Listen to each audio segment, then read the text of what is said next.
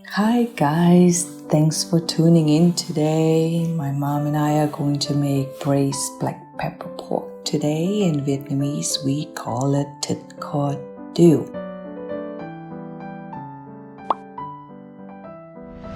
For the meat, we are using some beautiful pork butt today. Pork shoulder would be great as well. You definitely want to use meat cut that has some fat.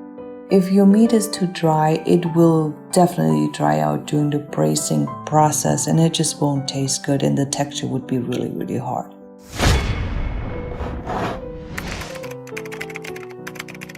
So here are our ingredients to marinate the pork. Very simple ingredients. We have some minced garlic, black pepper of course, since this is black pepper braised pork. We have some sugar and 2 tablespoons of fish sauce. So first thing we're gonna do is we're gonna cut the pork butt.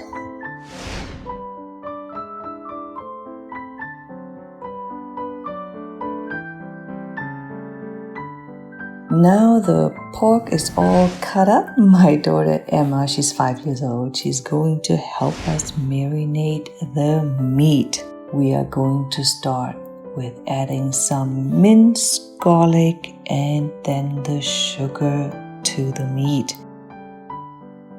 Give the meat a nice toss so that every single piece has a little bit of garlic and sugar on it. Now we want to add the black pepper and toss the meat some more.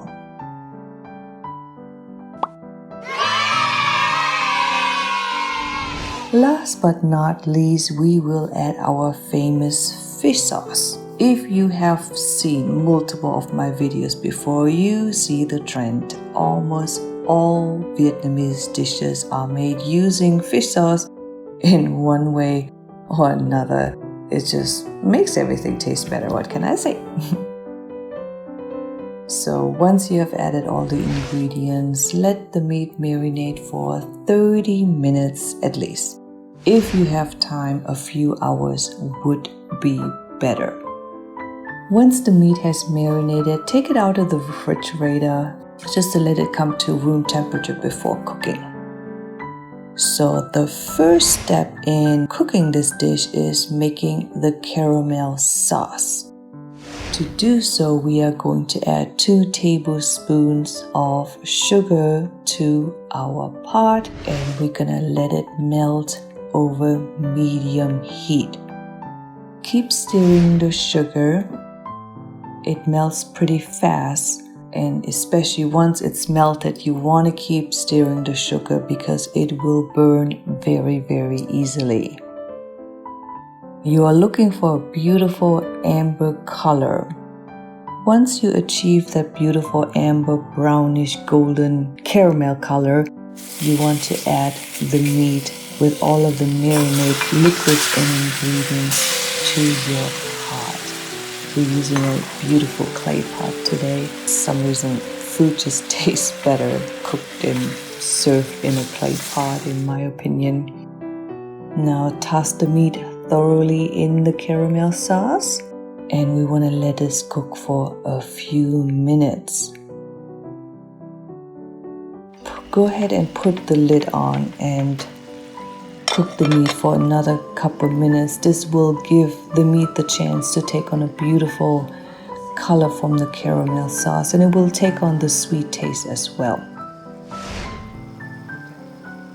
So a couple minutes has passed. We're going to remove the lid and give the meat a nice toss.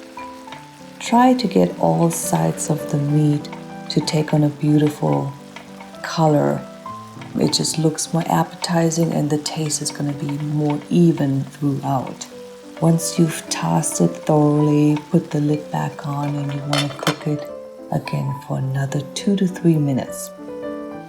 If needed, you repeat this step in regards to tossing the meat and cooking it for another couple minutes. You just have to take a look at your meat and just see when you're happy with the color of the meat.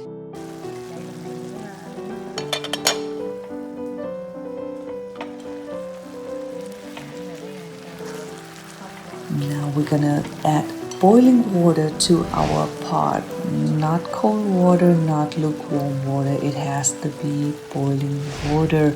You want to add enough water to almost cover up all of the meat. Once you have done so, continue to let it cook for about 8 to 10 minutes on medium heat. Once you at that point, you want to taste test and add on an additional 1 to 2 teaspoons of fish sauce to your liking if needed. And always taste test your food. Now your dish has a gorgeous looking sauce or glaze, whatever you might want to call it. Since the water has evaporated some and the sauce has thickened up. At this point of time, add some beautiful Thai chili peppers if you like a little bit of heat, and chopped green onions. This dish actually comes together pretty fast. It doesn't have to cook as long as some of the other braised Vietnamese dishes that you may have seen before, like Thit Kho Tieu or some of those dishes. Just comes together in less than an hour. In my family, one of our favorite way to serve the savory dish is actually over plain white congee. The plain congee complements and balances the sweet and savory flavor of this dish perfectly. This looks so good, and I promise you it tastes really good as well. If you like my mom and my video and cooking, we love your support by subscribing to our channel and click on the notification bell. We have videos coming out every single Friday. Thank you guys for tuning in today. See you next time. Bye.